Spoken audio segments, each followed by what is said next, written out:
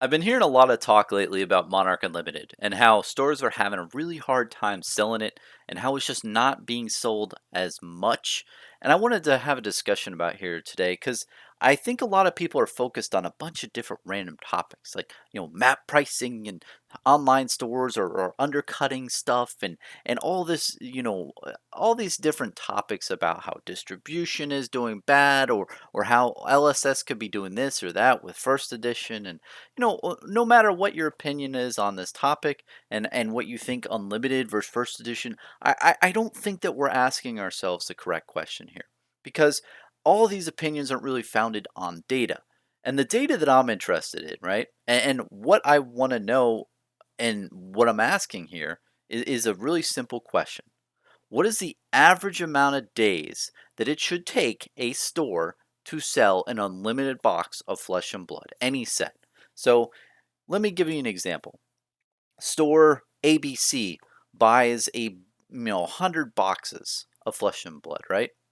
It takes 200 days to sell all 100 boxes of whatever set they bought, right? So if it takes 200 days to sell 100 boxes, that's an average of, one box every 2 days. So from that aspect, you can put a line in the sand and just a figure of, hey, here's unlimited boxes, here's how long it's going to sell. Because I think what stores are doing now is they're saying, oh, this isn't selling it fast. They don't understand. They're like, whoa, like I got all this first edition stuff and it sold out in seconds.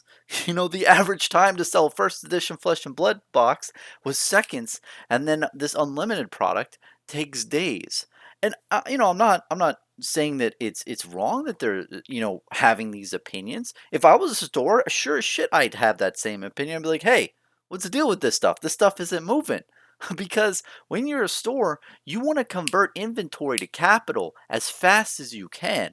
And when you see the first edition product doing something and then the unlimited product doing a complete opposite, you're like, hey, what the heck? And it really does have you wanting to evaluate the whole situation.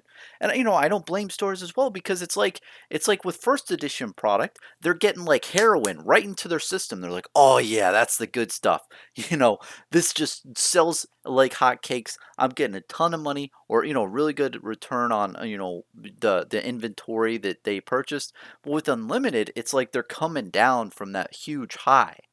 And from this, I think we really have to take a step back and say, okay, unlimited product isn't going to sell as well. But what is the amount of days on average that it should take to sell an unlimited box? And I know I'm saying like textbook, this is like a day's inventory turnover or whatever whatever the word is for this whole concept that I'm talking about. And I know it's easy to say on paper, but when you're a store owner, it's hard. It's hard to crunch those numbers and, you know, make sure that you have those analytics to support, your final, number. I know it's hard to calculate that stuff, but I think it needs to be done. And I mean, James White has said multiple times in multiple interviews, it's like if you're a store owner, you need to know the data. You need to analyze it. And I don't know if it's ever going to come, but I just wanted to ask you guys too. I want to have a little discussion here. Is what do you guys think? What should the average amount of days should take for an unlimited box to sell? Because once you know that number, once LSS says, "Hey, this is a target," then you're creating a target, right? Think about archery, right? You're shooting the arrow and you're trying to hit a bullseye.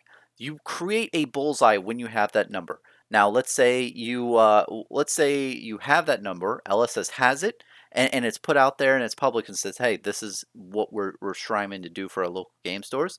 And then local game stores take their data and they compare it to that. Then you have a reasonable like opinion to be on like the data itself. If store owners all throughout the U.S. and everywhere says, "Hey, it takes 1 day to sell an average of 1 day to sell one unlimited box," and Elysis is like, "Oh, well, our target is 2 days." Well, then you're good. But from a store owner's perspective, that could be bad. I mean, that might not be good for them as a store, even if they're trying to sell one per day. It just might not make sense, especially with, low margins. At this point in time, you can go to TCG Player and unlimited boxes are selling for $70 a piece.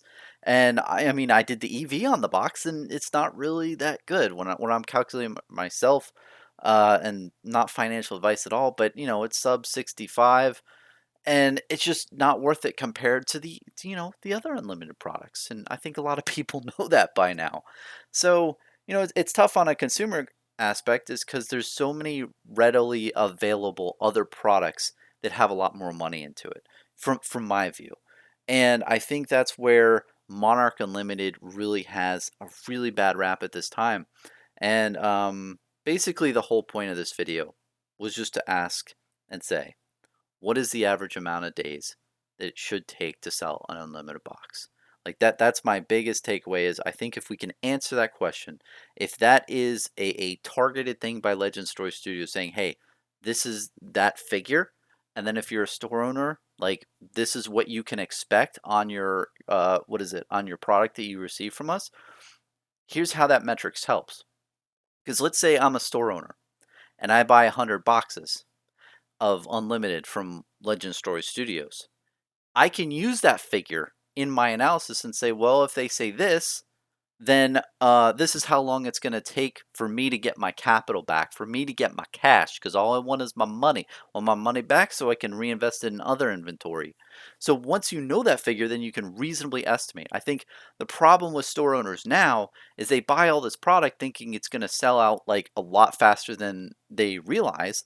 But then when this unlimited stuff is on the shelves for, a month or two, they start getting antsy, like, oh no, is this stuff not going to sell? Is this going to be, dead inventory that I'm going to have to keep for like a year to finally get my capital back? And I totally respect and understand that feeling, and that how they're approaching this is because they want their capital back. And I can definitely see that if you're a store owner and you're seeing like online stores just racing each other to the bottom, it would disincentivize stores from wanting unlimited in the future, because they're like, oh, I've already played this game before. That Monarch Unlimited is still sitting on my shelves. Nobody's buying it.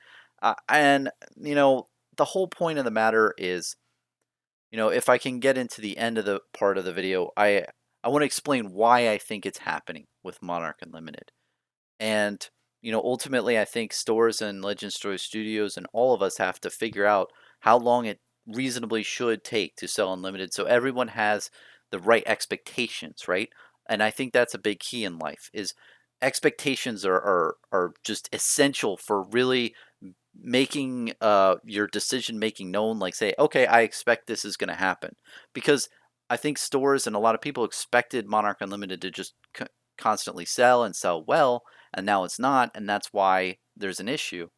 But I think if we all set our expectations to a general like degree, it's gonna be better for everyone in the long run. But I think that the reason why Monarch Unlimited is not selling as good is just very simple, man. It's like economics 101. It's there's too much supply out there in the market.